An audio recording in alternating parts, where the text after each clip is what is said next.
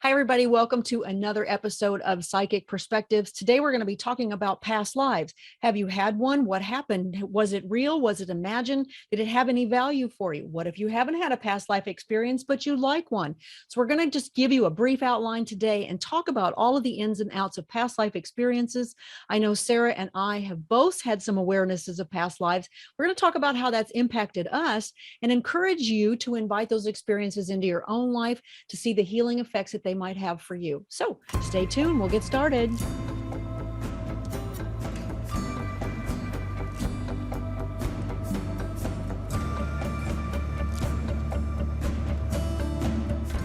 So thanks, guys, for joining us. Sarah and I have been on a little bit of a hiatus, but we are back. We kind of took a long spring break, but we are here again to talk about past lives.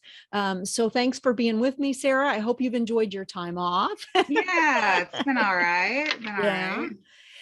So let's get started talking about past lives.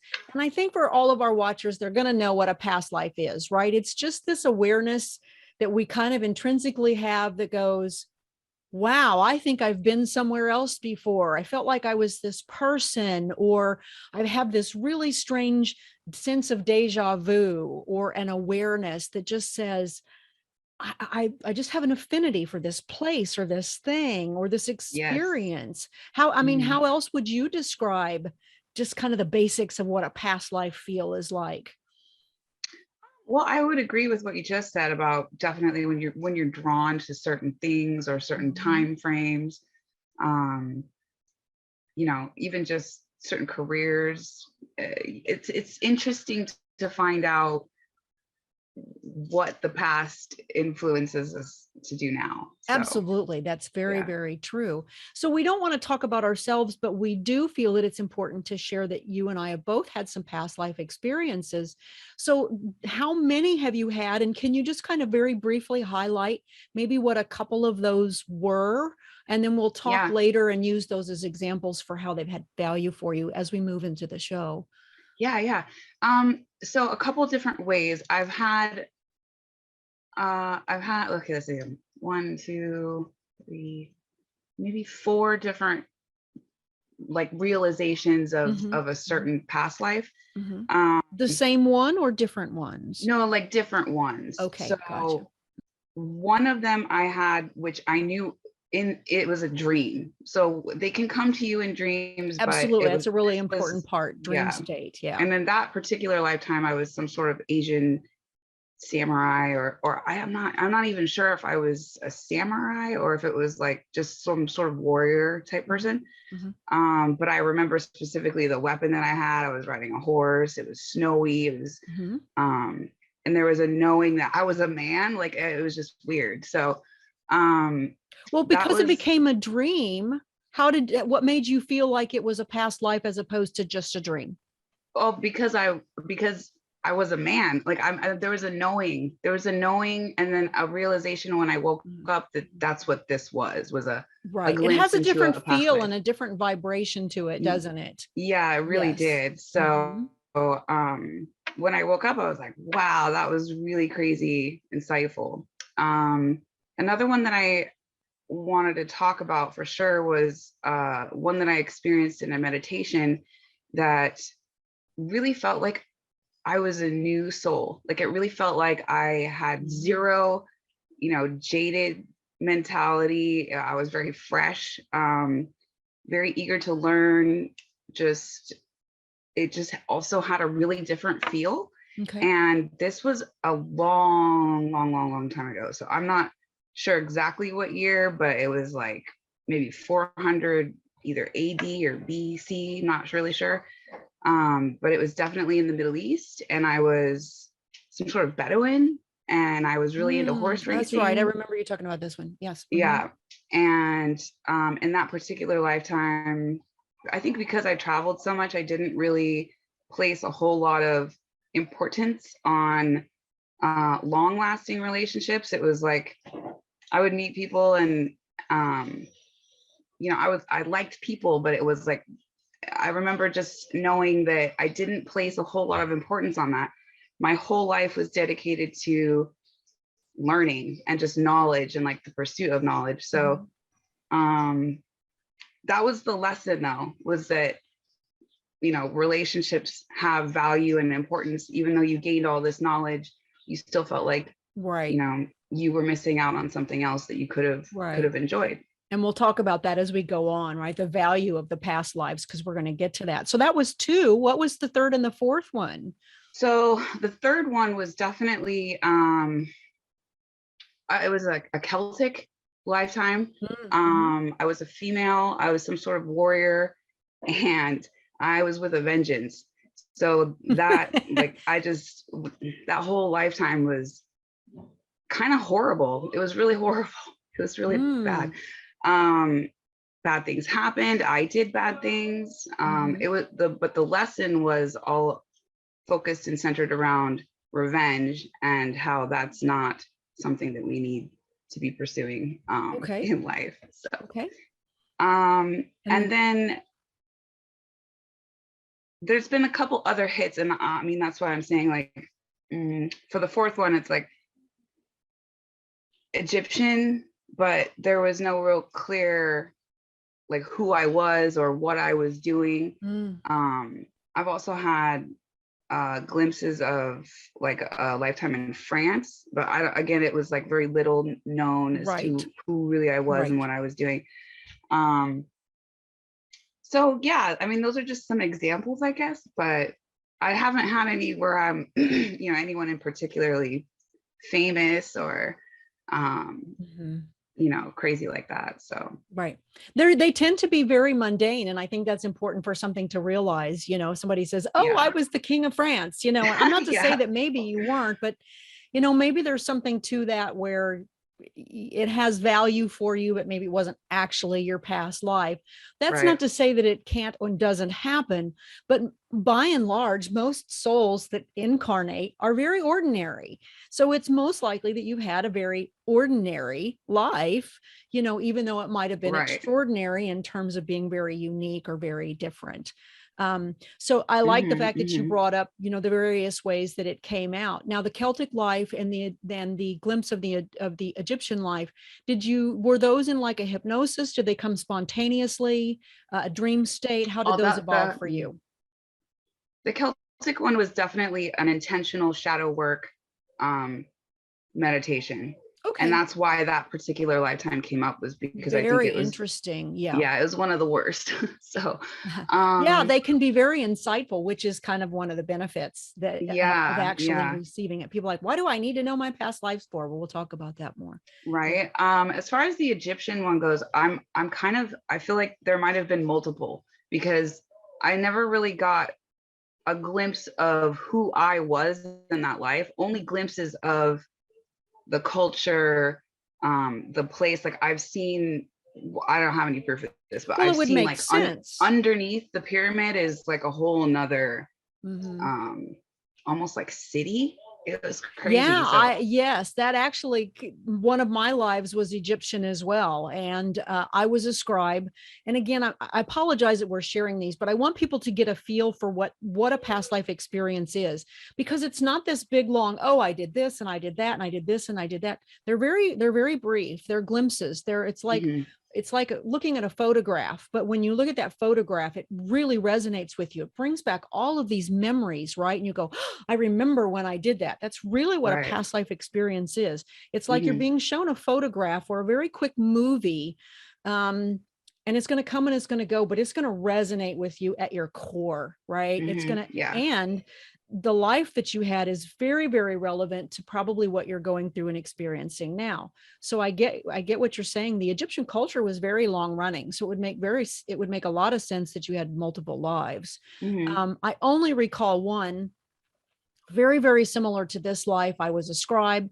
Also, we worked underground because that's where we could keep the papyrus scrolls safe, away from the wind and everything that would degrade the scrolls. And so I wrote on parchment paper. So that was one particular life. I remember a life in the early West in the Americas. There I was able to identify a relationship with a family member that I had, as well as my current spouse.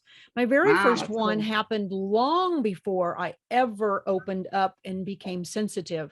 It jarred me awake in a dream state. And I immediately recognized another family member who I have an antagonistic relationship with.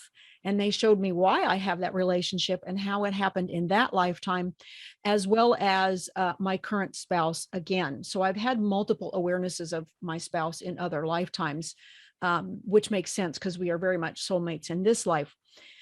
And I'm trying to remember an Asian man like you, a monk, and also a Hindu man in India.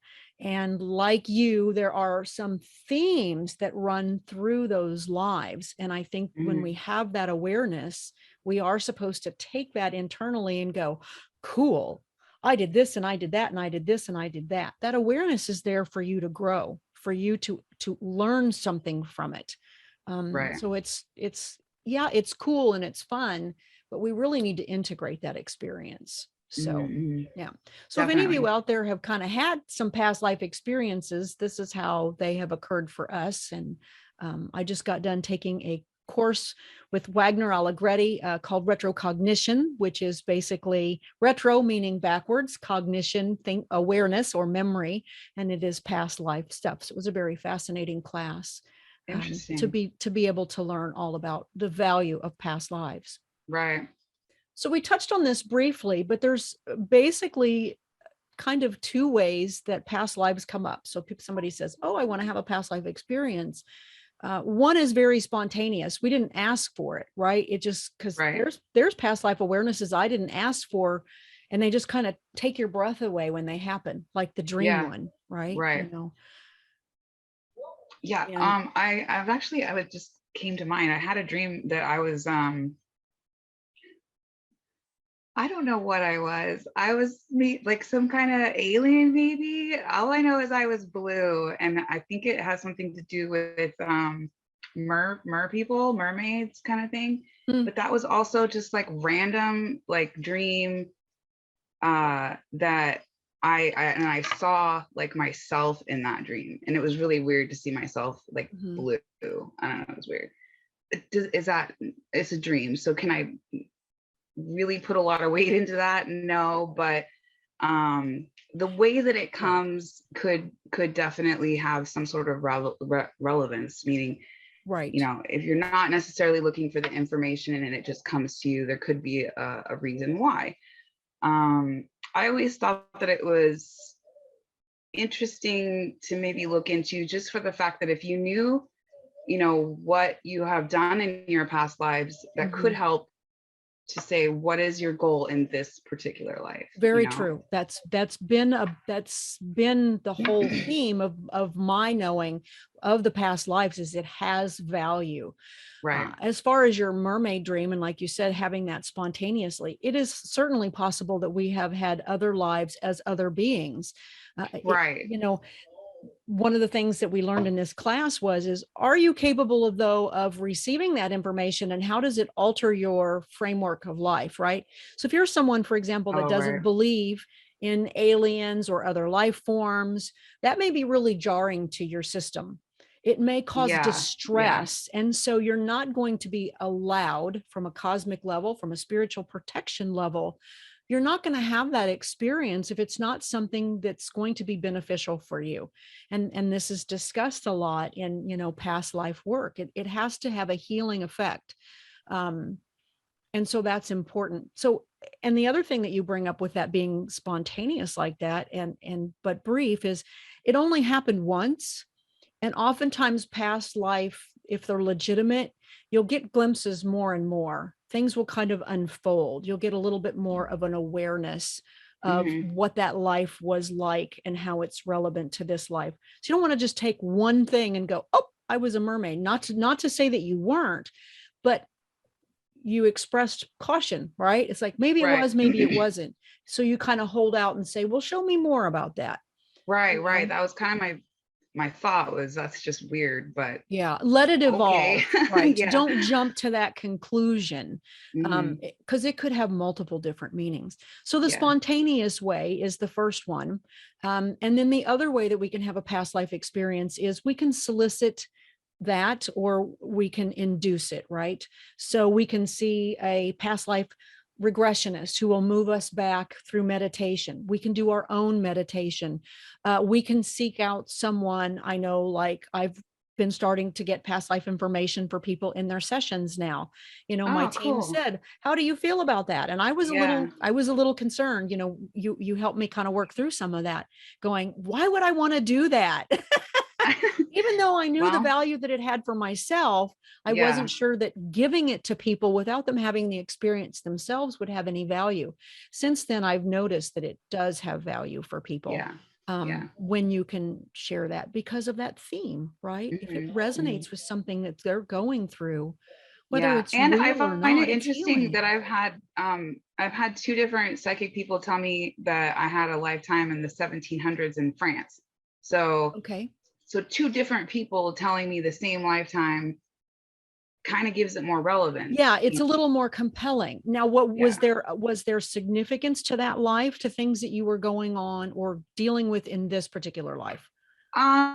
No, because there wasn't a lot of details. It's just that you had the It was life. just that I had this lifetime. I was in France, 1700 something. Um, the first psychic said he saw me pulling bread out of an oven. Okay. Um, so I was obviously baking or something like that. Right, Maybe right. maybe I Mhm. was a baker. But he also was talking about how I had a pursuit for knowledge, words, words, words. Um, Well, that's a big and theme for you, though. That it's is a a big, theme. That is a theme. exactly. So So there's then I that had this theme other again. Right. person that told me I was maybe like a librarian in that time. And so I was like, oh, well, that makes sense that he was talking about words. And then this person brings up librarian. Maybe I was a librarian. I don't Yeah, know. right. But But that you're right, it makes it more compelling because you've heard it more than once. So if you're yeah, using other individuals to help you have some past life recall, and you start to see a theme, that's one of the things where you can sit back and do a meditation and work with your spiritual guides and your spiritual team and say, okay, give me a little more awareness into this life, then kind of unlock that door for you so that you have right, a target area that you can kind of focus on, and sit back in a meditation and ask your team to say, hey, what's relevant about this life that I need to know? right, And again, it's not going to all unfold in this big, oh, you did this and you had 4 kids and you died when you were, it's just going to be those, like I said, those little photographs, those little glimpse moments that will give you something to go, oh, that's interesting. And then yeah, maybe if you meditate again in a month or two, you'll get a little bit more. right, right, And so it's about working with it. So you can't have it spontaneously, but you can seek assistance in a variety of different ways in helping people to unlock that. mhm. So we've kind of touched on this, but why would we even want to have past life awareness, right? Other than to say it's cool, what are the benefits of that? Well, the lessons that were learned, and that's really what I've taken from all of them, Likewise. or not Mhm, all of them, but any of them that I can remember that I had mhm, any information about. mhm. Like for example, in the first one where I was the Bedouin, like I said, that really felt like I was a new soul. Like I didn't have this like sense of being jaded. Like I said, it was a weird light feeling or something. Um, You were very free spirited, is is the word, y- right? yeah, Yeah. yeah. So Not it was tied very down. interesting. Yeah. Uh-huh. Hmm. Um, and the lesson in that life too is just that it's not just about the pursuit of knowledge or learning as much as you can. It's also about the relationships that we build in life, because that is also what we take with us in the afterlife. We don't just take, Hmm. knowledge. It's also memories and emotional stuff too. So Absolutely. Beautifully said. um, Yeah. so that was for that one. The Celtic one was very, I had gone into that one much more. Um, Was that the one that was based on revenge? yes, this was like a Okay. very traumatic happening where it was like, um, like the whole village was slaughtered type of thing, and I was somehow the only survivor. And then Okay. I was taken by some guy that helped me learn the ways of the warrior kind of thing. And I don't know if it was his intention or strictly my intention was to learn so that I could have revenge. And it wasn't, it was bad. The whole idea was that the revenge ended up becoming a vicious cycle of just more and more blood. And that is the lesson, is that you can't continue to do eye for an eye. So how did you bring that forward into this life and turn that into a healing experience for you in the now? Because I feel like it's deeply rooted in me to want revenge for things when I feel wrong. So you're able to recognize that trait from that life in the current life. Okay. Yes. And especially when it has to do with other people, like people that I love. For myself, it's not so much. I don't feel that revenge as much as I do for other people. So I think that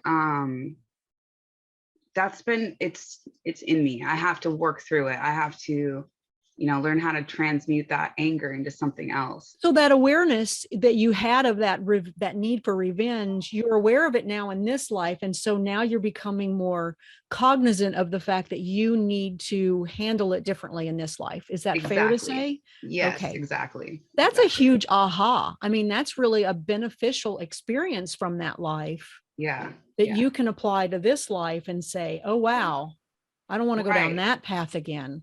That's a perfect example of a strong benefit and relevance to all of that. Yes, definitely. The lives that I've been known to be aware of, I will also share, has had a benefit in the same way, in terms of I have been in pursuit of knowledge in multiple lives. In one life, I lived in a society where you were not allowed to share knowledge unless you were elite, right? This was the Egyptian life, right? Right. Everything I'm scribed was not for me. It was designed for the pharaohs and the people that were in his class, right? So I secretly shared knowledge with one person, and it was my son, right? And he ended up being a huge teacher. Now, in the Hindu life, I also had a lot of knowledge, but I used it very poorly, and I held it over people's heads. I ended up getting stoned to death by the village. It wasn't that what I knew was inappropriate. It was that my delivery was very poor. So I was aware of that. Now, in the Asian life where I was a monk, we were very pacifist. We had a lot of knowledge, we had a lot of wisdom, but we did not get involved with the lives of the village. As a result of us not getting involved, the entire village was slaughtered. A bunch of warriors came up, raided our temple, and we all got pushed over the cliff. So I've had some lovely deaths. Wow. Yeah. But what was relevant was not the death. And I think that that's something we're talking about, benefits, right? So when I looked at these three lives, I went, how are those three lives all about knowledge and wisdom? How is that relevant to this life? And it was all about delivery, saying it poorly, not saying it at all, not being able to say it, living in a culture where I wasn't able to say it, and secretly sharing it anyway, even if it was only to one person. And I look at that now and I go, pursuit of knowledge, trying to balance these times where I say, why do I bother? Nobody listens anyway. And then I go back and see myself being thrown over the cliff. This is why I bother, right? Yeah. So I can bring these experiences forward into this life from those very brief, fleeting moments. I can't tell you much else about the Asian life. I really didn't. That was all I needed to know from that life. And it's been very, very pertinent to this life. So this is what we're talking about. I think when we think in terms of benefits, the other thing that's interesting that I want to talk about, especially about your revenge life, I assume that you had an awareness of doing these horrendous and awful things, correct? Yeah. Or were those shrouded from you, even though you knew you did it? Did you see it? Did you have an experience of it? Yeah. I will say that I was a very good leader, but leading people all in the wrong way. And so that was, or not in the wrong way, but with such passion that kind of tends to, inspire others. But the way that I worked was that it's like, if you're my enemy, I'm going to cut you down. And if you're friends with my enemy, I'm going to cut you down. And so it was It It wasn't wasn't very just discerning. right. It wasn't just the person that, killed my family, I'm going to have my revenge on. It's anybody that you're affiliated with as well. Mm-hmm, mm-hmm. So it's like taking it too many steps too far. The other part of it was there was a bloodlust. There was like I can't satisfy my hatred with enough blood. That's what it was. That's It was really just, interesting. Yeah. yeah. And to know that so many people think that revenge will make them feel better about losing a loved one, Mm-hmm. but it just doesn't. You It just doesn't. keep It wanting doesn't. more, right? Yeah. Yeah. And so But it becomes this thing. did you see yourself actually taking someone else's life at all? Yes. You did. Okay. That Yes. was what I I was saw getting a out big, without being graphic. Yeah. Yeah. right. There Okay. was a battle scene, and Mm-hmm. part of it too was that I had to witness other people that I loved that were on my side also becoming slaughtered because of this whole Mm-hmm. thing that had started. Now, granted, it wasn't Consequences of it, entirely right? The right. consequences of it. It Mm-hmm. wasn't entirely my fault because I wasn't the one that started it, but I was definitely the one that was going to try to finish it. Right. So, Absolutely. So we're talking about benefits, and I think obviously we've shared some examples of how it has a direct benefit to us and the struggles in our life and what we're going through. Another aspect can be to show us our strengths, right? Not just right. our weaknesses and our faults, but you talked about always pursuing knowledge, and this has been a very big theme throughout my life. And so I look at the strengths that I've gained from these particular lives, and I can go, wow, I really do have an affinity or an ability to pull this in from all of these other lives, and to take a look at those, not just the errors, but the strengths that we have and our soul aspects. I think those are key things as well. What were some of the Right. positives out of your lives besides knowledge? Were you able to kind of extract some of soul strengths there Um, besides your strong sense of justice? yeah. That actually is a strength. If it's used properly, it's a wonderful strength. Yeah, I mean, again, I think that it was the pursuit of knowledge was just those were the highlights, I guess. Okay. No worries. Yeah. Yeah, I don't know. They weren't like, oh, you're so good at this and that. No, that didn't happen. It was more like But these, sometimes it does come up, I mean, yeah, it was more like these are the lessons that that you've already tried to learn or that you've already repeatedly failed. So don't do it again, kind of thing. As far as strengths go, no, I mean, they weren't like clapping their hands for No, but me. I would say to you, just knowing you and just sharing a little bit, I think you're not giving yourself credit for the fact that you've had a lot of very strong lives. So there is very much a warrior spirit in you. There's very much a strong sense of right and wrong and morality in you. And you've Yeah, learned yeah. this in some very difficult ways, as well as, some positive ways. And Right. so these are strengths. Those are things that we do bring to the table, and we need to be able and capable of tapping into those. So give Right. yourself some credit. And I think that's the point. When you have an experience, don't just note it and go, oh, well, that was really cool. It's being shown to you or given to you or brought forward for a reason. And Right. so take a look at that and say, what was good about that life? What did I do well? That sense of freedom, that free spirit, that's still a huge part of who you are. Very interestingly Right. enough. I Yeah. think some of that was or I guess the realization that I've had in this life for that is a lot of trying to embrace the way of the peaceful warrior this time, instead of, And so you don't throw the warrior out, because that's the positive aspect. It's how does that right. warrior become beneficial in a positive way? So that's what I mean by Exactly. recognizing the strengths and the experiences and lives that we've had, because we don't come here with lives that are all crappy and horrible. Yes, we've probably done horrible things. I know we all have. We've all done horrible stuff. Let's face it. Right. You think that you've had every single life and you've been the perfect person? No. It is a dance between our positive and negative aspects of the soul, Yes. and we do experience lives. So we also need to remember that. And that leads to another benefit, is when we start to have past life awareness, we become more tolerant, right? If I've been a man, I understand what it's like to be a man. If I've been a woman, I understand what it's like to be a woman. If I've Mhm. been this color, this religion, this culture. We understand that we are multifaceted.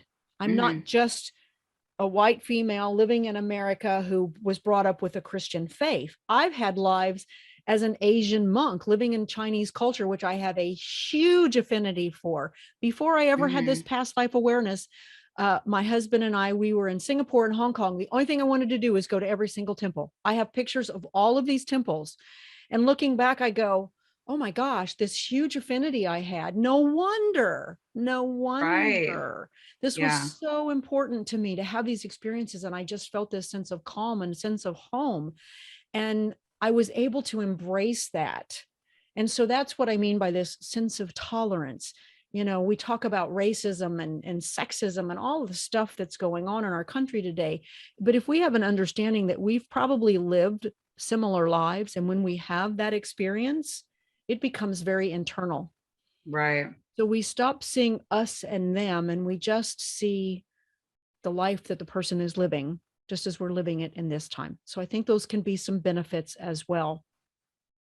Another benefit for me, and I'll ask you about this, is our interpersonal relationships in this life. So were you aware of any people that are in this life incarnation with you in any of your previous lives? Or was it all That's a good focused on you? question. Okay. Actually haven't had too many, not in those, no. I will say Lydia did come up in the Asian life. Okay. Or there was some sort of feeling like she was in that dream. She was there, but you couldn't quite pinpoint her, so to speak. Right. So, but I'm not really sure who she was. Like, I actually didn't really see her. It was just more like of a knowing. Right.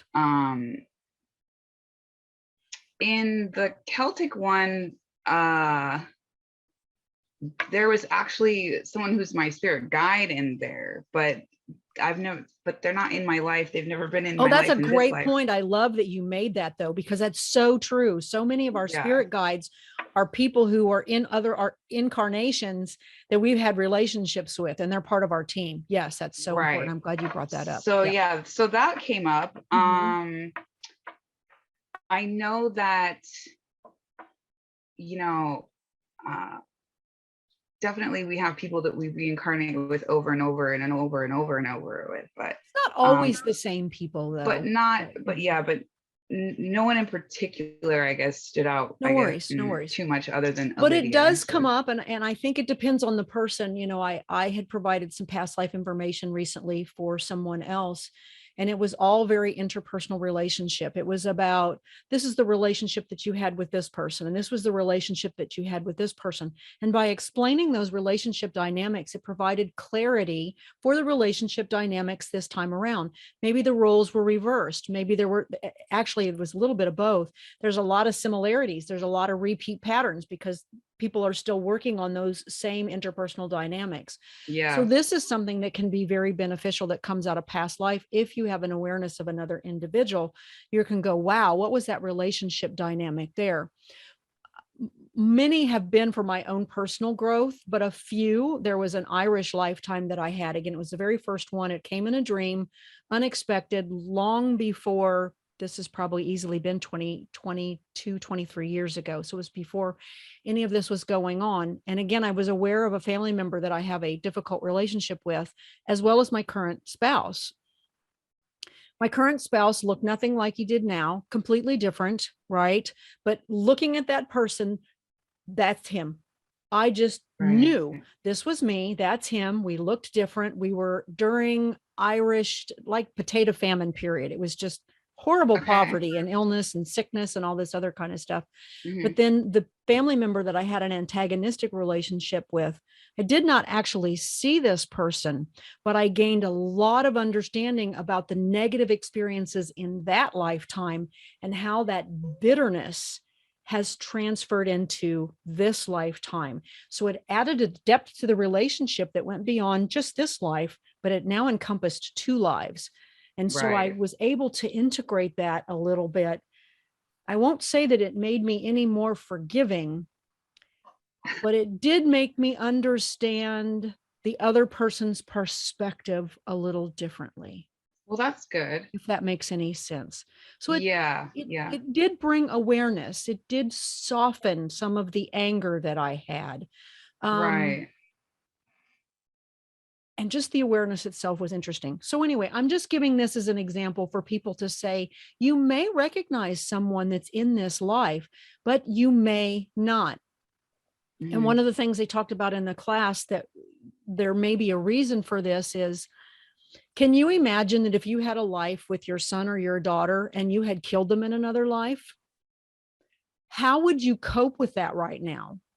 Right. Spiritually Or if it was speaking, literally your fault. it would Yeah. No, exactly. Spiritually yeah. speaking, that has no benefit to you in this life. It can actually Right. cause harm. Right. So Right. if it doesn't have a benefit, it may be shielded from you. So don't expect that you're going to know this full span of the life. I personally don't believe that that's beneficial for the consciousness. What's funny about it is that I've actually never, like, I don't really know how I, well, maybe I do. In the first life, I think I just died of old age or something. Mhm. But Some the lives death, I knew how I died, others I did not. yeah, but like it The was like death the was death, relevant, I knew. yeah, the Mhm, death wasn't as important as the life part of mhm, it, mhm, and the lessons that were learned during mhm, that time. So and just the perspective, because you do kind of get a sense of like seeing through, mhm, someone else's eyes, where mhm, um I mean, it's just like watching, I mean, a movie or reading a story. It's like, can you learn the lesson mhm. that's being presented, regardless of whether or not it's you? Because technically, it's not me now. Technically, this is that man that lived in that time Yeah. that did all those Yeah, things. it's really And weird when you have it and you feel it. It's like a you, but not you. it Like, is, no, that's right? totally me, but I'm a different person. One of Yeah. the ways that it's kind of given to me, and as a matter of fact, I got a bunch of lessons last night in the middle of the night. I woke up, I'm writing at 4 a.m, going, great. Now's a great time to give me some more information. But, I want you to equate this to the fact that remember yourself when you were in high school. How much of that do you actually remember? It was you, but it's not you anymore. True. Right? True. It's the same kind of thing. If you think of a past life, it's still you, but it's you from a different experience. It's a different Right. perspective. It's a different time of your life, but your high school years still affected who you are now. So these other lives are just the same kind of a thing, right? It's Hmm. just Hmm. bringing some memories from your past, way past, Right. forward to give you healing and clarity and benefit. And the other thing that can happen as a benefit, and we talked about this in the class, from having past life as awareness is you can have a consciousness jump that you cannot have in this life alone, right? So think of what you learned about the value of revenge and what you did. Your consciousness had an immediate shift, right? It was Yeah. like, Yeah. holy crap, right? Because Yeah. you didn't have to go through this really challenging experience to understand the consequences of revenge. They go, you've already learned this. Here, we're going to pop it into your head and you're going to have a consciousness jump as a result of that. So past life can be really powerful growth indicators for us that leap us forward Hmm. in very, very powerful ways that we can't Yeah, have I in will physical I will experience say here. that that person, that life, Mm-hmm. uh, still has this emotional baggage, still, I guess, is not 100% better, but because of the realization and the interaction and the me forgiving that self, um, has helped that person as well as me. And I say it that way because it's technically not me, even though it was me. Mm-hmm. And that's something I think that's really important for people to understand, is that you right now will never live again. You right now will never be again. You Mm-hmm. are you now, and you should embrace that. Who you were in the past is not you, but it is you. Mm-hmm. So I it's know that's this a very difficult concept for people to understand, but I think when you have that past life experience, it starts to give you that understanding that you're talking about, don't you think? exactly, You yes, you get because that feel for who you are above and beyond the ego, right? right, right. Yeah. Yeah, it is. It's a big leap and bound. It really is. And I think that is, a big benefit that people would probably overlook, as far as Mm-hmm. why do we need to know about past lives? if that's not really me anyways, or Right. and then also the other side of it is like, don't glorify yourself because of some past life that you think you've had. Right. And, there are warnings for past life awareness. And that is something that we talked about in the class. So I'm glad that you kind of brought that up, because I hadn't thought about discussing that, but it's really true. First of all, don't get absorbed into the past life, because you just got done saying it perfectly. It's you, but it's not you. This is your Right. life. So if you have an affinity for Egyptian stuff, which I do, as a matter of fact, I have Egyptian stuff on my desk and in the other room. I have a lot of Chinese stuff in the other room. And because it's art that sings to my soul, but Right. I don't lose myself in those other lives. I recognize that they're aspects of me, kind of like I was a child, but I don't run around being a teenager, because now I'm in this life, I'm in this body, I'm having this experience. But I can honor my inner child, I can honor that life. And I think that goes back to reverting back to your point, is we do heal our inner child. So when you were talking about healing and helping that other soul aspect, I completely agree. We do inner child work now. We go back and look at past traumas in this life to heal all across the board. So that was the point that I wanted to make, that I lost track of. When we heal and we grow in this expansion, it does help other lives as well, just as their positive and negative experiences impact us here as well. Right. So we do want to be cautious. Getting back to the cautions, don't get absorbed. Don't take on an Egyptian name. Don't walk around and say, I was Cleopatra, or whatever your name was in that lifetime. Honor it, respect it, recognize it, but don't lose sight of where you are today, because you're here to have new experiences and to integrate yourselves in. Would you have any warnings about past lives? I've got a couple more, but I wanted to see if something comes up for you. Yeah. If not, it's okay. Well, I guess that is part of it, is just the whole don't get stuck on it. Right. Okay. So what I wanted to talk about, I guess, in the fact that it's like, are you really tapping into a past life, or are you tapping into the Akashic records, or some sort of implanted memory?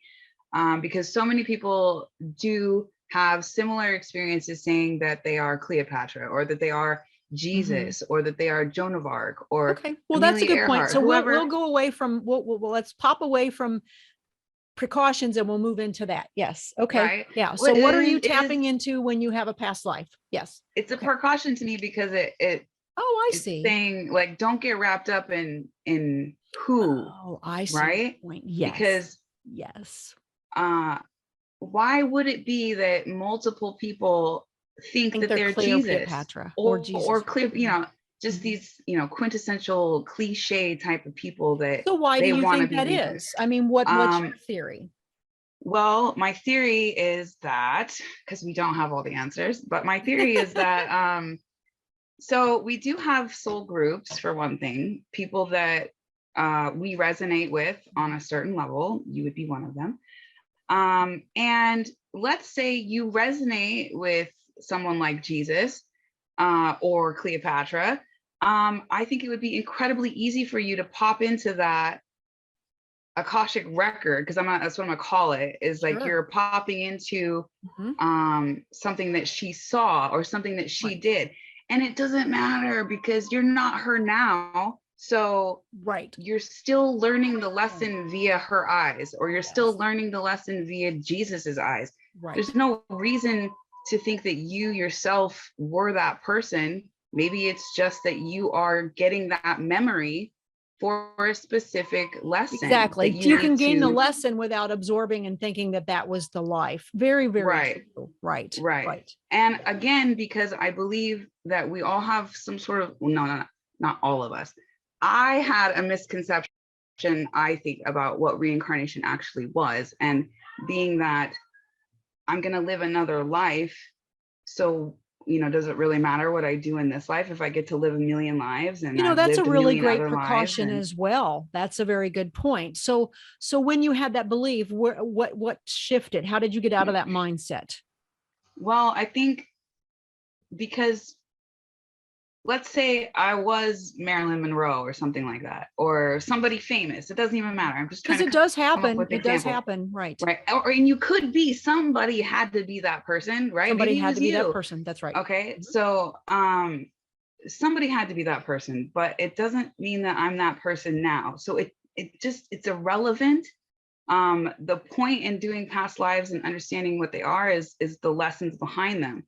So let's say I become famous now. Is someone gonna in the future be like, oh, I had a past life where I was Sarah Camp and blah blah blah?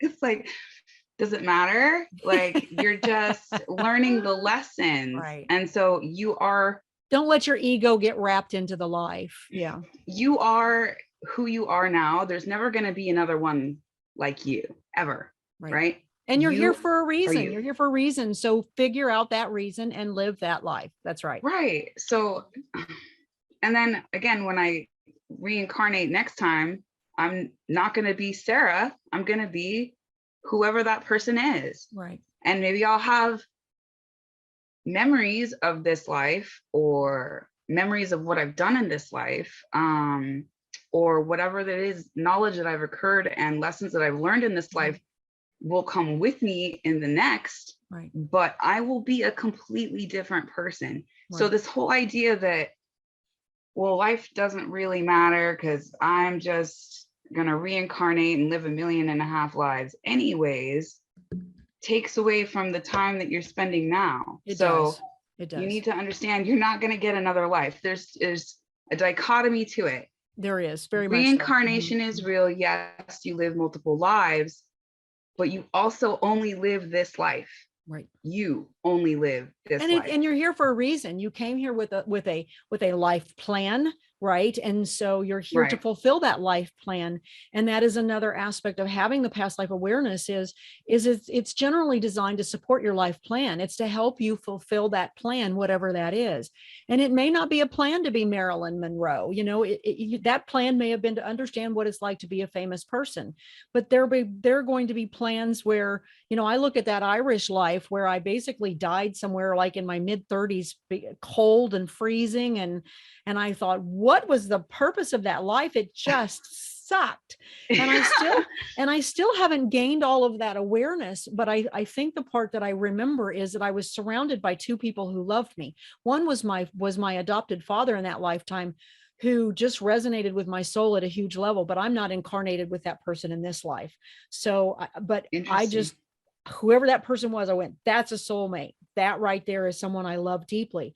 So I had all these very rich, loving relationships, despite the fact that the exterior life sucked.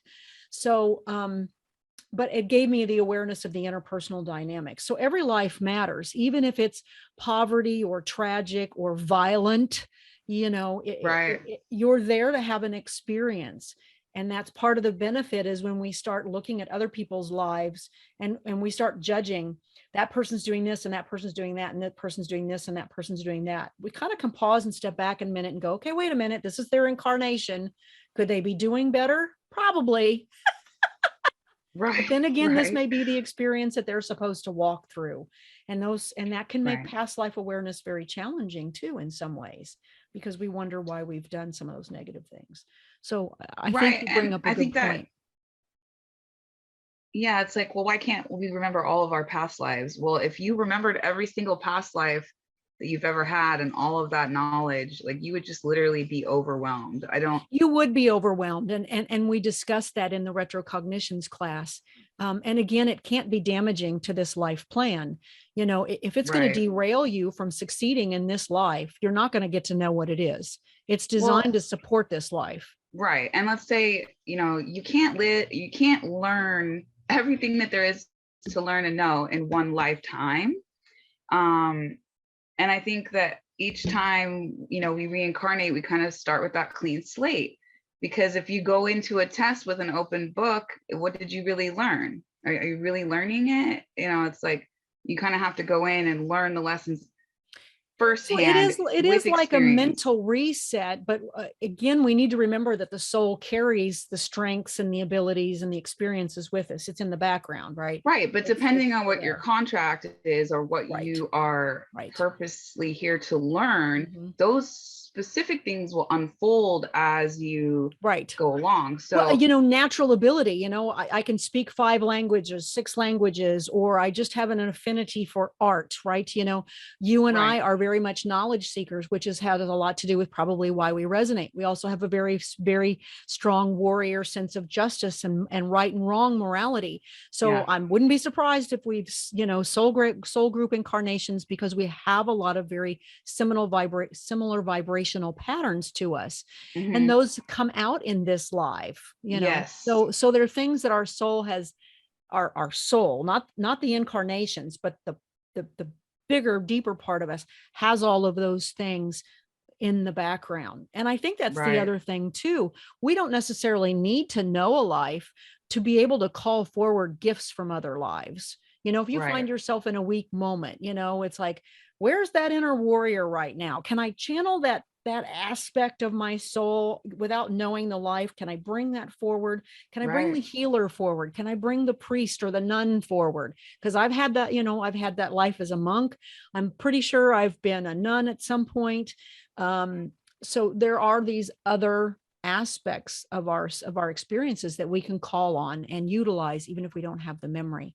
But we were Right. talking about precautions, and I think you brought up a really good one. And I was going to touch base on it. And to go back, we could be tapping into Akashic memory. We could be tapping into someone else's life, which is one of the Right. things the class said, don't do a regression in a group sitting, because you could be picking up on the past life of the person two laying 2 spaces away from you, right? Right. You're Right. picking it up, you're going, it feels pretty real, but it's actually for someone else. And Hmm. so you want to kind of just be cautious when you have that awareness. Look for some of those common threads that we've talked about. Does it resonate with your life? Don't own Right. it if it doesn't feel right. Ask for more clarity. Let it repeat itself a couple of times. The lives that have been important, I've gotten more glimpses of them over time. I get a little bit of Right. awareness to this, or a little bit more clarity here, or a little bit more clarity there. Right. I think if you have Mhm. inclinations of it, like I I have inclinations of having Native American past lives, but Hmm. I don't have any like particular one to like cling on to. It's just kind of like I'm attracted to that stuff. I have a Right. deep sympathy and empathy for them.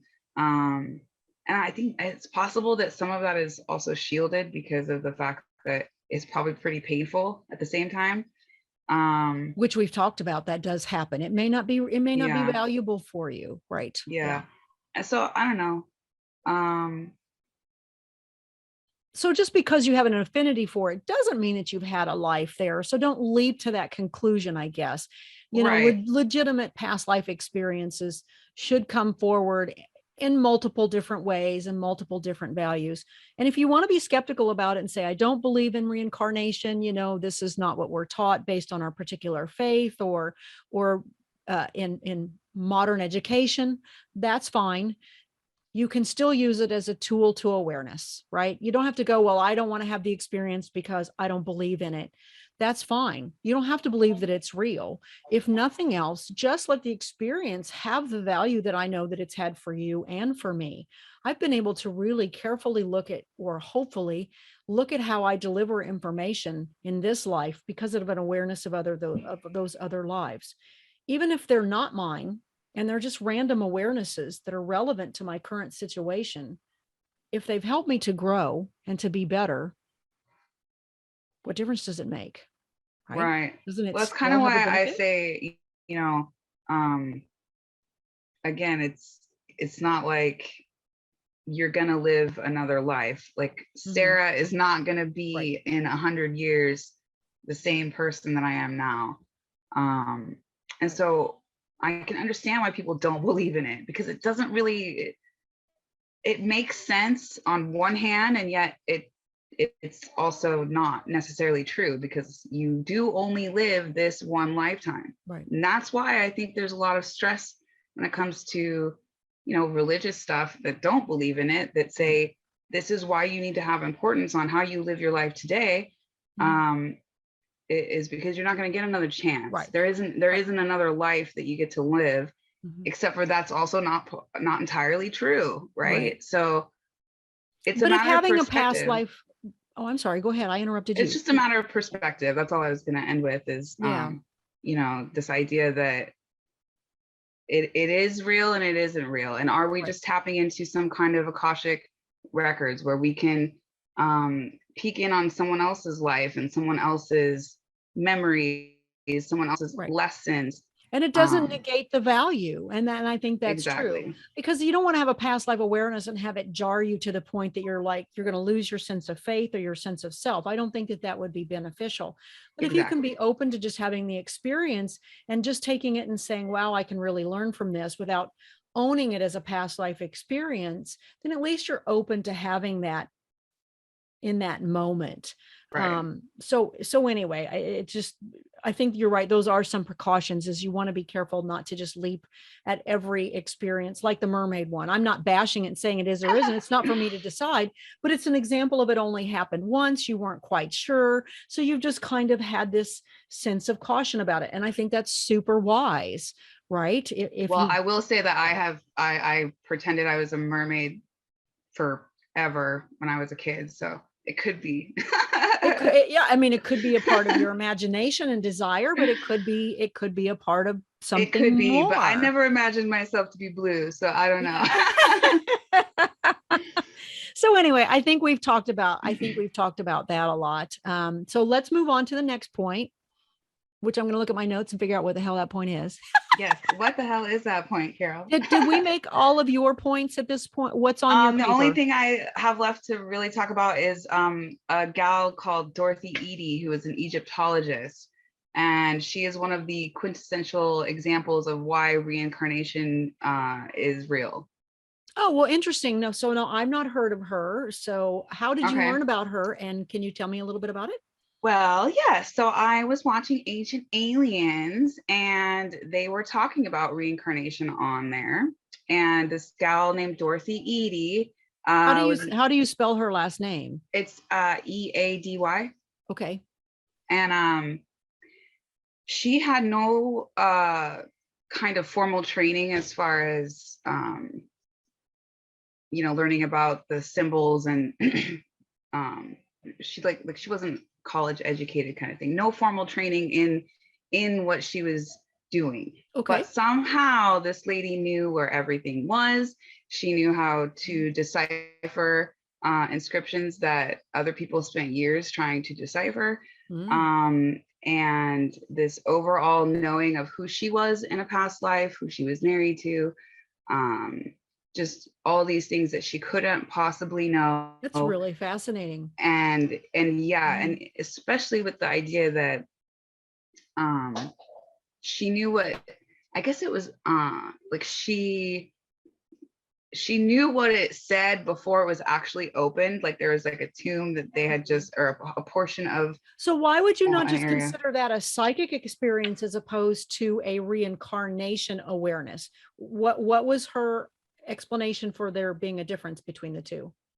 Or was there one? I don't know. As far as that is concerned, whether or not, I don't think she claimed to be psychic at all. It was just that her knowledge of Egypt and her knowledge of the inscriptions and that's a very good point right there, because if you're not psychic and you have a past life awareness, that would be really interesting. You could have just had a random experience, but there tends to be more to it than that. Yeah, right. That's really fascinating. I had not heard of her. Yeah, they noted it as one of the most compelling cases. Yes, thank you. My brain, where did you go? Yeah, so definitely look into that more, because you know, I've heard lots of stories of people that were given these memories. They know exactly who they were. They know exactly who they or how they died. They know who their family members were. Right. And even so much as like I heard one story in, I think it was India, where the wife had just died, and then when the kid was born, they kept talking about it, and then they went back there and he could name every single family member and what his relationship was. Well, there's been multiple of those. And if you watch the Netflix series, and I cannot for the life of me, Surviving Death, oh gosh, I can't think of the name of it. I'll put a blurb down below in the video here, but there's a whole segment which is done on reincarnation, and they give a couple of examples, because reincarnation awareness or past life awareness is most common spontaneously in children, generally up to about the age of 5 or 6, when their personality becomes more embedded and they start to really embrace this life a little bit more. And so children are the best to study. If you go to the University of Virginia Perceptual Studies, there is Stevenson started the work many years ago, scientifically documenting past life recall in children. And I think there's something like 25 to 50 years worth of study that's been going on. Ian Stevenson passed away, and Jim Tucker has since taken over the work. So, I mean, this is a university level supported long-term study into the fact that these children were able to, as you said, I remember when I was a pilot, this is my buddy. And they actually took the child, and this, I believe, was in the Netflix series, and you can watch that episode. And this child was actually remembered people that he met in the VFW hall. So here's this kid of, 8, 9, or whatever his age is at the time that they took him to meet these men that are in their 80s and 90s, and he remembers them. Now, this is very, very rare, right? Let's face it, it's rare. Right. I do think it's rare, but I would say that these are quintessential cases that are presented they're difficult to dismiss. Right. For that reason, because I think that there is a level of awareness that we need to kind of wrap our minds around it, where indeed we are an eternal type soul being. It's not just about the physical. And so I think if anybody's interested watching that Netflix, that one episode on reincarnation will give you some examples. Not every case has that level of memory, and they don't study it in adults because adults can become contaminated, right? Let's say I watched a movie 20 years ago. I have a dream. I think it's a past life recall. I saw a movie about it when I was a kid. I've forgotten it at the conscious level, but my subconscious has brought it to the surface. Children are not as corrupted, right? They haven't had all of these previous experiences. I've heard a couple adults claim they were Jesus, and I was just like, why would you say that? Oh, because I was there when I flipped over the tables and blah, blah, blah. Okay. Yeah. And we talked about that, so you could be stepping into that. And another, I feel like that's contamination. It could be. Yeah. It most likely is. Unless, it most likely is. That's a tough one to swallow. The other explanation that we had in the retrocognitions class is what happens if you were in Jesus's circle at the time? Let's face it, he had a lot of followers. Right. So what if you were actually present or around when that took place? You weren't Jesus per se. Right. You were witnessing the events. You saw it. So were you present when that experience took place? And it was very powerful for you. And then now you are re-observing it again. So you have been a part of that group dynamic, right? Let's say, for example, I was present at the crucifixion or when John F. Kennedy was killed. So if I see those things in a past life memory, was I John F. Kennedy, or was I observing it and I was present, and that's being brought forward? So these are, again, some of the precautions that we have to have, and not just leaping to some of those conclusions. It can fuel our ego to maybe perhaps think that we were Jesus or this person or that person or this person.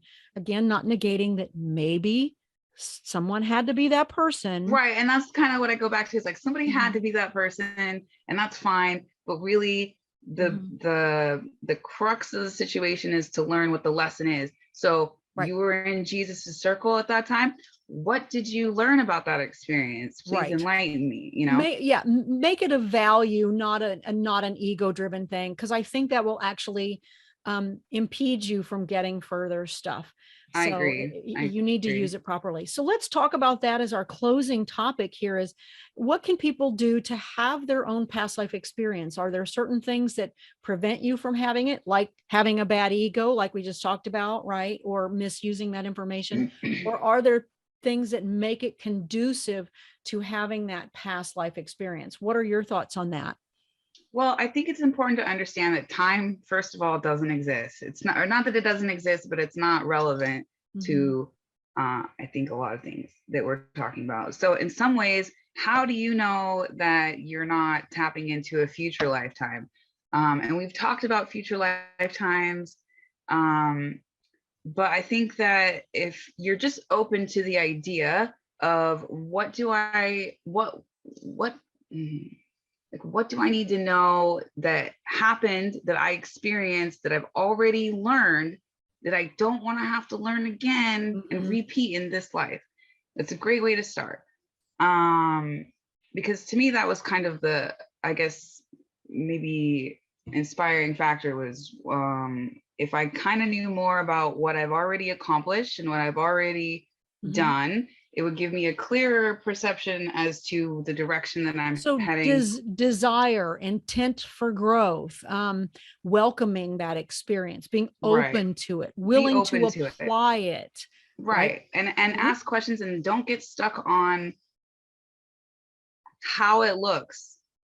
Right. Oh, well, I don't want to be a man in another life. That's weird. Like, no, who cares? Like, or I don't want to be a woman. Like, I don't know, maybe that was a thing for you, but it's like, just don't get caught up on the how it looks. Try to figure out what was the lesson. You know, if your lesson was, or part of it is in the way that you died, then that's probably what's going to show up. For me, if it's not important, then it doesn't matter. Right. For me, the way of death was not as important as the way of life. So just something to keep in mind. The only reason I knew my deaths was because they were relevant to the way that I was delivering the information. The way I lived my life caused 2 of my deaths. That's relevant. But I wasn't experiencing the death. It wasn't this horrific experience. I was just aware of it. So that's a really good point. Continue. Yeah. And then just so I mean, it could show up in a dream, or you could intentionally go into a meditation to find out some of this stuff. But again, I don't know, just be open to whatever it is. Like, I didn't ask really your know. guides to help you with it, I think, is a good one, don't you? I mean, when you did a meditation, did you follow some preset format? Did you just do it on your own? Did you ask your spiritual team to help you?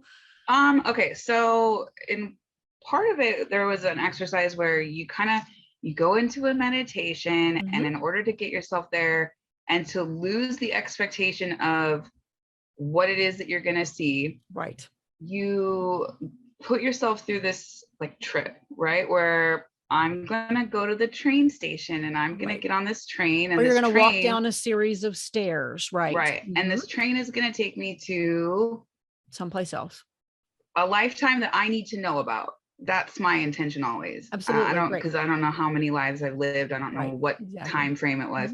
Just show me the lifetime that I need to know the most about right now. And then when you open the door and you get off the train, then what do you see? You know, I saw a big desert, you know, that I see a lot of desert too in that life. It's like I saw sand everywhere.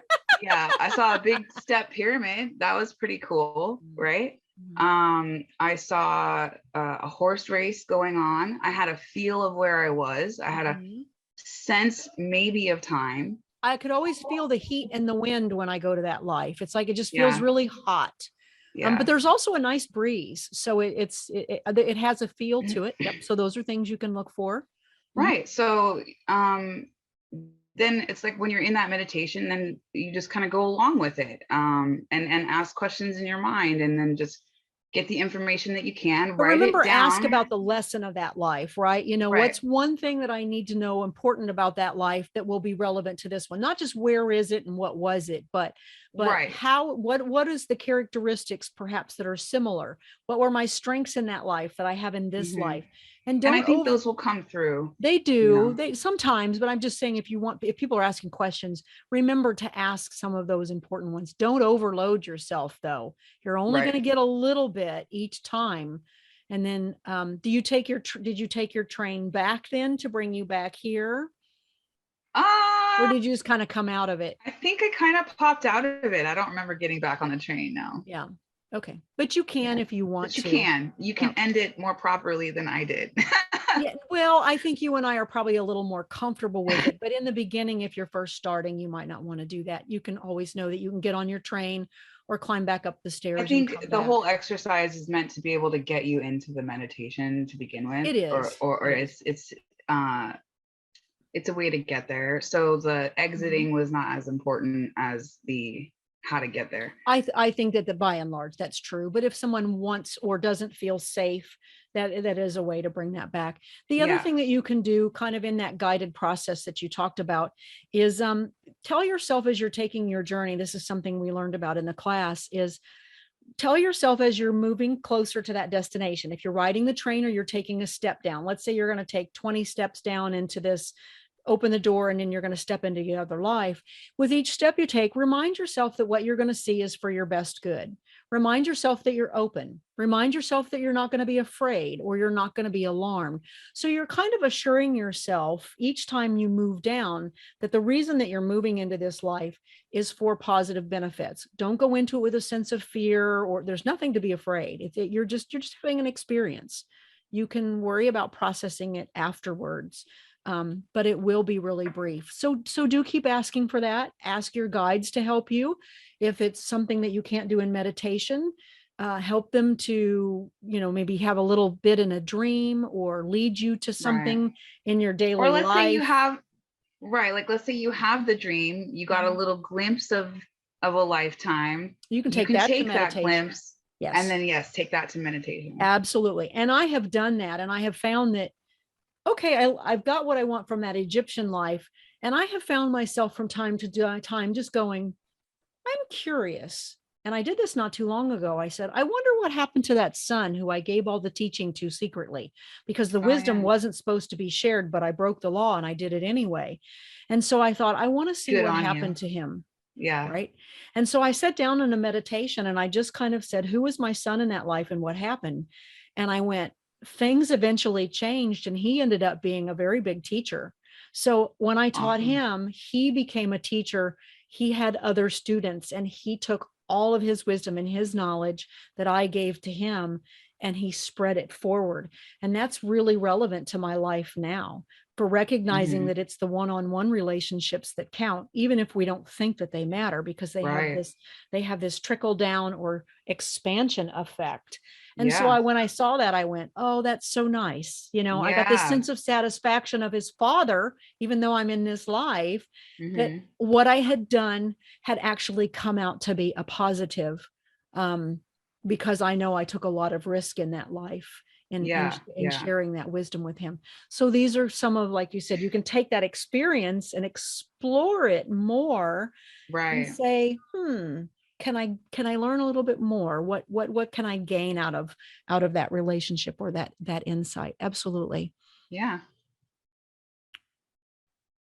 Um, Another thing that you can do, and I know some people don't like to do this, is you can sit down and you can actually write a story, and it's pretend in some ways. If I wanted to take that Egyptian life, because I love writing, if you're not a writer, that's fine, but I happen to really like, you can take that life and start writing it out. Because when you're writing, you're kind of you're helping your brain detach a little bit. You're giving it a task to do, that you can move into this meditative state. And you can start saying, I was an Egyptian and my clothes were this and I wore sandals and I did this. So you're writing a story. It almost feels like it's a fictional story, but you're asking to write a story that's about you. And Right. so that is another way to do it, because some people have a tough time meditating, but writing can Right. be another tool or another way That's to a do really that. good idea. Yeah. And just I let like it that. come out. If you feel tired or you're not getting a lot, just put the story aside and then maybe come back and visit it another week and then say, okay, I want to write something else about this life. You don't have to Mhm. continue from where you were, but just continue on, right? Yeah. Yeah. You can ask about physical challenges, mental challenges, emotional challenges. So these are all things that you can do.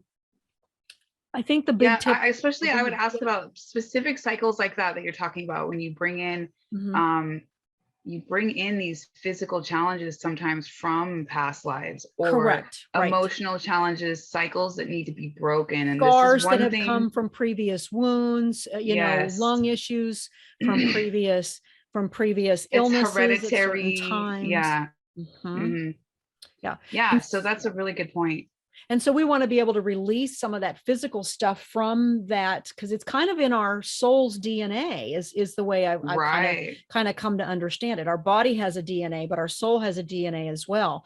And that comes in terms of strengths, but it also comes in terms of the wounds and the damages that we've experienced in other lives that could be running underneath the surface that we want to kind of deal with. And this is part of Yeah. working with the soul. So exactly. This is really one of the big benefits I think that we're talking about right now, is just like, if you can recognize a cycle that you keep doing and being able to break that cycle, right, golden.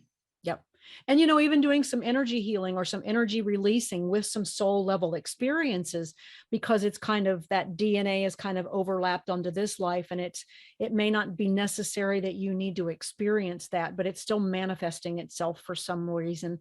And so if you can kind of work with pulling some of that soul level stuff off, I think that that's a little more of an advanced concept, but for some people that you buy into all of this, Right. honestly, that can be some very healing things that can be done, especially if some of the physical stuff is coming from past life trauma.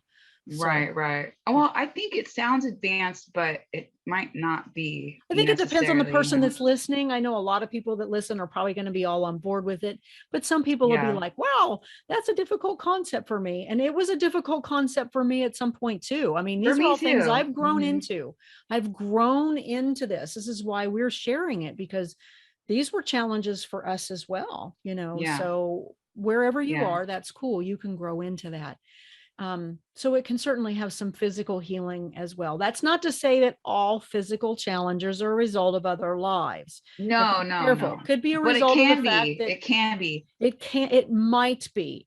There might be a correlation. And so that's why doing some of that, like people say, birthmarks, like sometimes they are, absolutely. Psychic scars is sometimes what they're called, right? They get brought forward. And I remember when I was stabbed, or my throat was cut, or I was burned, or so there again are some really very interesting stories where pulling off that soul level physical trauma that's kind of wrapped in the soul DNA that's now manifesting for some reason at a certain age point. So it's worth exploring. But I mean, if you've not been taking care of your health in this life and you've been making some poor choices, don't just blame it on a past life. You need to kind of take ownership on that.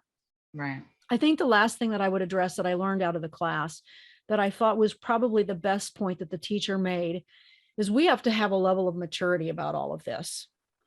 We need to be mature enough to handle the insights that we're given. And this was true when we were talking about spirit guides. Spirit guides are only going to give us what we're capable of handling. Right. If we're not mature enough to process the information that we're given from spirit, and this is not a judgment, I've had to grow into my spiritual maturity. Believe me, I'm not judging anybody. I know. But we evolve just like children. We grow, and the more mature we become as adults in our physical body, the more we're able to understand the world better. The more we mature at the spiritual level, the more we are able to receive.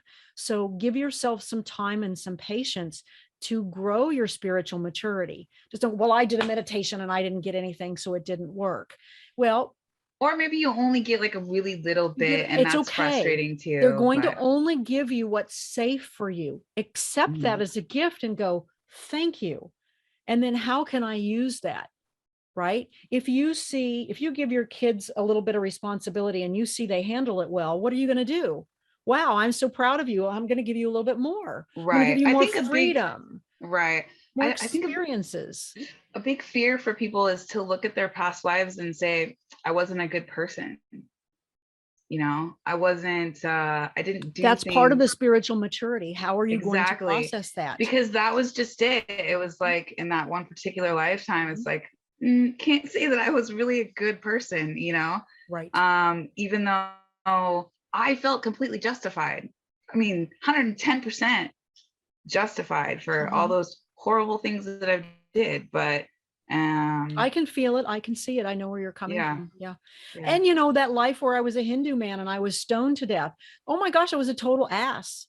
It was like And the horrible thing is I was right, but the problem is I was lording it over everybody. And I catch myself doing that in this life too, especially when I get stirred up. I'm like, oh my Mm-hmm. gosh, there's my little Hindu man. He's such an ass. And I go, here he is again, So it wasn't that he was a bad person, but it's just, that person that everything they say, it just like, you're an idiot, you're stupid, you don't know this. And he didn't say it like that, but he made people feel that way. And I Right. catch myself doing that in this life. So, I mean, he wasn't stabbing people per se. Luckily, I have not had any experiences when I've done anything really violent to other people. I'm quite sure that I've had that life, but don't fear that. I think your spiritual team knows what you can and can't handle, but they're Mm-hmm. going to give it to you gradually, and they're going to see how you integrate that and how you process that. If you just go, woo, way cool, and then you kind of move on, I don't know how much more you're going to get out of that. Right. So we need to be mature about our spiritual growth. We need to take it seriously and not just a sense of curiosity. And I thought that was the best thing that came out of the Retrocognitions class. And I have seen that in my own personal life and my relationship with my spiritual team, with my own intuitive abilities and my spiritual growth. As I evolve, I am allowed to have, see, be, and do more. And so it's Mm-hmm. on me. It is Right. on us in this life to mature to our highest possible level. Some people have no desire in doing that. I'm not judging it. It's your life. You get to have it. I think it's a mistake. So I guess that's a judgment. But who's to say what your soul is getting out of that? I'll ask you one question about the Celtic life. Yeah. Looking back at it, did you ever have the choice in that life to stop acting that way? Or were you destined to walk that full way? That might be something for you to take into meditation with that one. Right. I will Because say people will that say that you there's were always a destined to choice. live that life. And I don't agree with that. I think that's also a two-sided coin, because in one aspect, I was destined to live that life because of the events that started it, the catalyst It was the catalyst, that right? happened. Right. But part of the lesson is that we always have a choice. Right. And at some point, I had gotten all the revenge that I really needed. So you could have quit, but you didn't want to. You Yeah, but it chose was, not but because, to. and also, Mhm. because when you get your revenge, somebody else thinks that they're also justified now to get revenge back on you, Mhm. or revenge back on someone else. And so Mhm. it becomes now, oh, A cycle. tit for tat, and I'm going to come Mhm. back, and it just doesn't stop. So instead of perpetuating the cycle, I could have ended it. Now, the kicker is, could I have? I don't know, because I didn't. That wasn't the choice that I made. That's right. The idea is that the choice is there, but I didn't do it. So Beautifully said. And that was the point that I wanted to make, because people say, oh, well, if I'm destined to be an evil person, I might as well live that out. No, I believe that we're destined to evolve. We have catalyst events, but we also have choice points in life. We have right. the choice to say, I want to mature or I don't want to mature. We have the choice to say, well, I want to focus on my health, or I just want to keep eating the potato chips and drinking beer and eating bonbons. Right. So we have those choices. We always have those choices. We aren't Yeah. destined. We may be destined to have that experience of for a period of time, but we're also given the opportunity to counteract that experience. So Well, I don't think, feel like you're locked into this life and you don't have choice. right. That's not spiritual maturity. I think there's truth in the fact that fate is something you can't necessarily control. There are certain things in our lives that we have Mhm. pre-planned before we come here, and that includes people that we meet along the way that Mhm. say, Mhm. this is fated to Mhm. happen into your life. Mhm. Now, destiny is what you do with it. Right. So, Great way to put it. Great way to put it. Right. yeah. Yep, absolutely. So I thought I would just bring that up, because I looking at that Celtic life, it's like, I don't want people to think, oh, well, so she was just going to be a warrior killing people to the end of her time. And I'm like, no, there would have been opportunities or moments where you could have made a different choice and lived a different life. And that's the Yeah. point of that life. Which choices did you make? Right. Were they good ones? Were they bad ones? Because spirit doesn't judge. We And that's do. just it. Yeah. they're not necessarily good or bad choices. They were choices that she made that were completely justified, like I said, completely in her mind But they had justified. consequences. Right. Right. And Right. And that's it the truth wasn't for all of us. Right. right. We're And it wasn't until justifying. hindsight that it was like, oh, I guess I didn't have to make that choice that I thought I did. I could have made better choices and done it in a way where it just would have been a, I guess, overall better outcome for not just me, but for others that were involved. Right. Because that was the big guilt part of that lifetime, was that because of that, it hurt other people that I also loved. So, and you know, that happens in mediumship. As a matter of fact, I just had a session yesterday with a sitter, and the person that came through had talked about the way that they were in life, and it served their profession, it served their function. It was a very much a core part of what their life purpose was here to do. But then there was this shift into that experience towards the end of life and then after passing, about a lack of compassion and seeing things from other people's perspectives. So there was an aha moment later in life, and then that aha moment was learned. Sadly, most of it was learned when we passed. So again, this person had choice points. This person had experiences. And we know that when spirits die, even if they've committed suicide, they look back at their life and they go, oh, I could have made this choice, and I could have made that choice, and I could have made this choice, and I could have made that choice. And they talk about these opportunities that they had to make different choices. Especially in suicides, they'll come through and they'll say, here's why I made them. Please understand. They were difficult. Were some people fated to perhaps move down that path? I can't say. I don't know someone's life plan, but I do believe that most of the time we are given all of these opportunities to have different experiences depending on the choice that we make.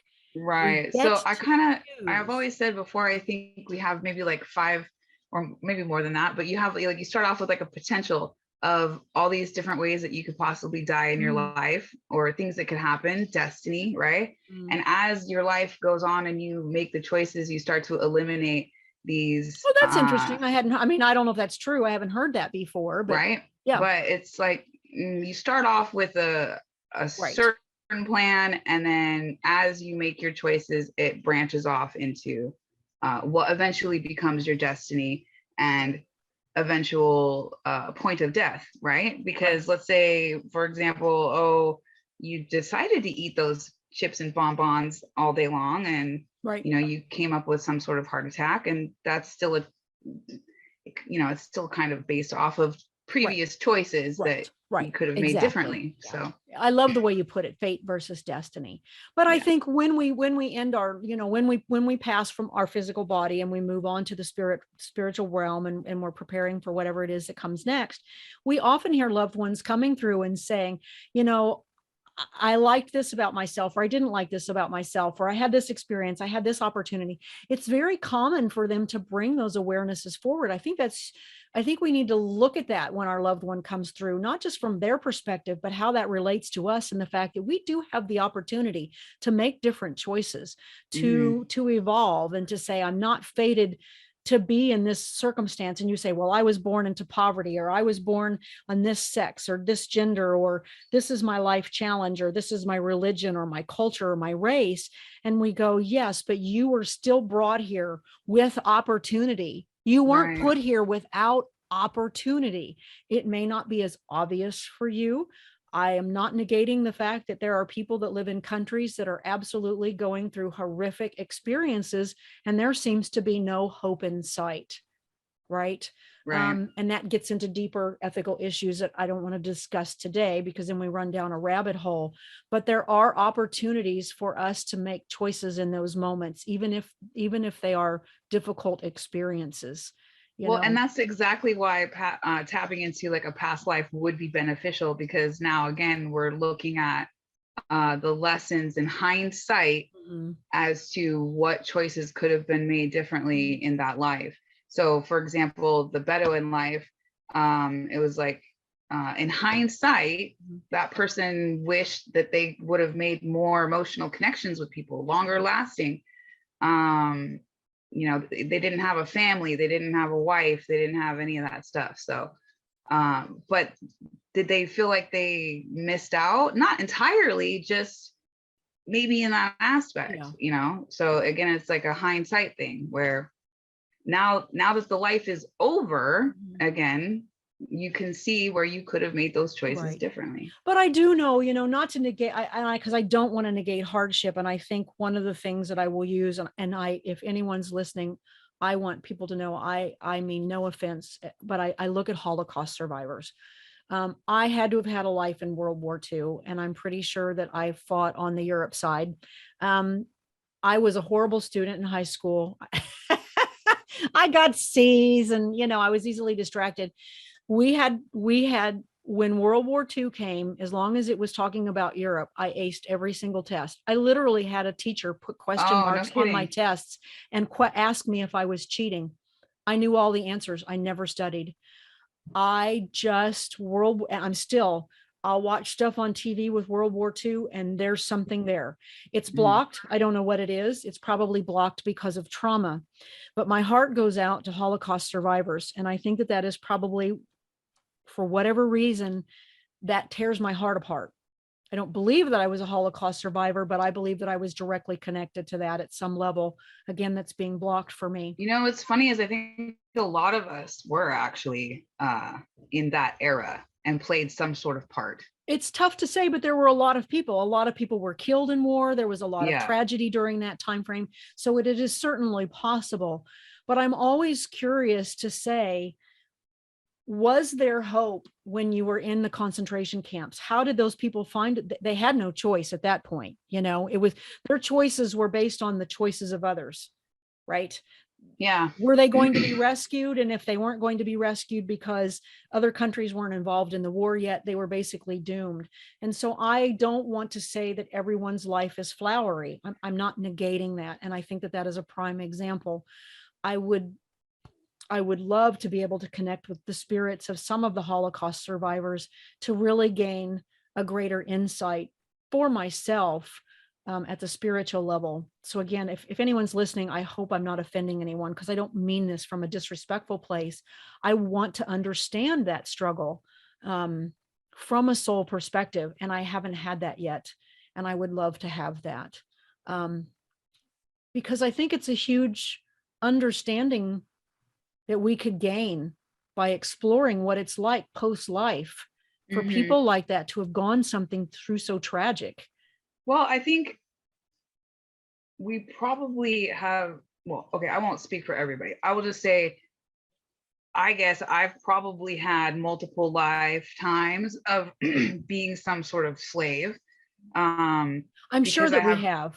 right? Because I have Sure. tremendous empathy and sympathy for anyone in that position, Mm-hmm. and ridiculous sense of, justice for them. It can So, feel like a sense of hopelessness, because we say, well, how can I have hope when my whole life was destined to be, to die in the concentration camp, or to, those seem like some very fated types of things. And we know that people that died in the Titanic, that just came to me. Like, how about people that were on the Titanic? Where's their right. sense of hope in that? Unfortunately, we do know that tragic, fateful events do occur. And it Well, would there be were some nice to have insight survivors. as There to were some why. survivors. So, There were some, yes, but I mean, overall, that was a tragedy. yeah. How could that have been averted? And I think we're living in a political time now where we don't have a lot of control at our level over a lot of things that are occurring, and we're going to become victims of things that perhaps we don't like. Right. These can be fated events from karma, from our ancestors' choices, right? Right. Or From it the could be some sort of karmic comeback societal from something choices that else. we've made to Mhm. be careless, to not to just consume willy-nilly, to not be accountable for ourselves, to not Right. feel like we're responsible for being a part of the solution. We're Mhm. going to be held accountable. We go, why is this happening? Because on some level, us and the prior generations have not made good choices. So I think we have to look beyond the broader scope of just our life, and we start to learn that we're very interconnected, and that we are also accountable to the choices of our parents and our grandparents, and how our societies function, how our governments function, the businesses that we support. And I'm not trying to get political, but we can see that our choices really resonate very, very far beyond just this life. Right, definitely. Because what if you hadn't decided to hand down that knowledge to your son in your Egyptian life? Right. You And know? what if people had decided that they weren't going to support Nazism? What if people had decided that they were going to stand up and speak out? A lot of people bought into the propaganda of the time. A lot of people were terrified to speak out because they didn't want to be victimized. What if Right, that culture and that society had made different choices that wouldn't have fated that event? That can't be right. dealt But with what at if they the had, individual and then level. we wouldn't have it as a lesson to look back on either. And that's Exactly. So part of it it. becomes this, gosh, this was this horrible thing, but what were the choices and the circumstances that set that up? So this is what I mean by I'm just again, I'm not saying I'm spiritually mature because I don't have these answers, but I think this requires a level of maturity of seeing things beyond our own personal choices, of starting to evolve and looking at this interconnection of who we are with one another, with our world, with our environment. um, Mhm. it takes a broader perspective. And a lot of people are so focused on their own lives because that's where the challenge is right now. It's difficult to look beyond that, and that's okay. Yeah, Again, no judgment. We all have our issues to deal with. We can only yeah. do our part. So I feel complete about past lives. I hope this has been of benefit to others. Do you have any closing remarks or anything before we head out? No, I don't think so. Yeah, we've talked everybody's ear off, but I hope they've gained some great stuff out of it. I want to thank everybody for staying with us. As always, you can reach out if you have any questions or comments. We'd love to hear you. We'd love it if you would like and subscribe. It helps us get up there in the ratings and the rankings, and we appreciate that. So we look Yes. forward to seeing you next time. And so take care, everybody. Bye-bye. Bye.